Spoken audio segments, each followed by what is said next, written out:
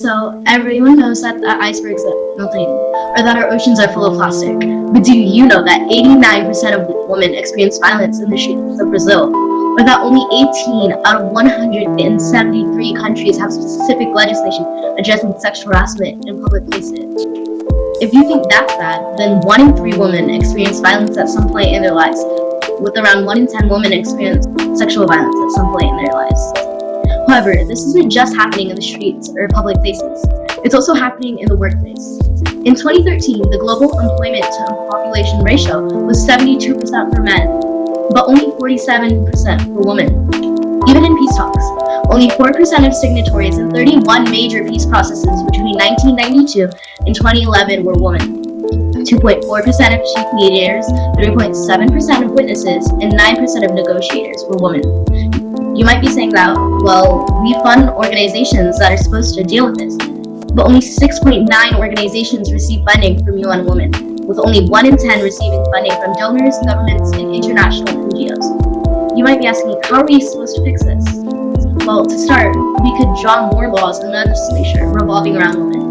In Central America, UN Women Support helped both El Salvador and Mexico to establish legal permits that determine femicide as a criminal offense.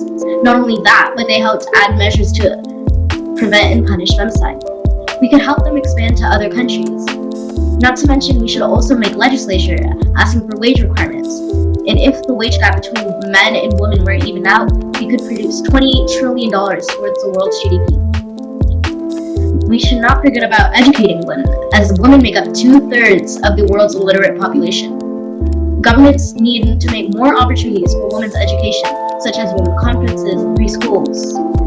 We also need schools that are closer to villages, as in places such as Pakistan. A half-kilometer increase in the distance from the school to home will decrease a girl's enrollment by 20%.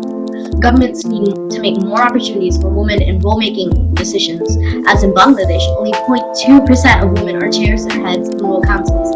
We need a further precise requirement of how many employees need to be female. Children, both male and female, need to be brought up equally by their parents so they have equal opportunities. Women like Greta Thunberg, Zia Vestida, and Brianna Fermin are leading the way towards more impartial and sustainable solutions to climate change. Let's take care of them as they take care of us.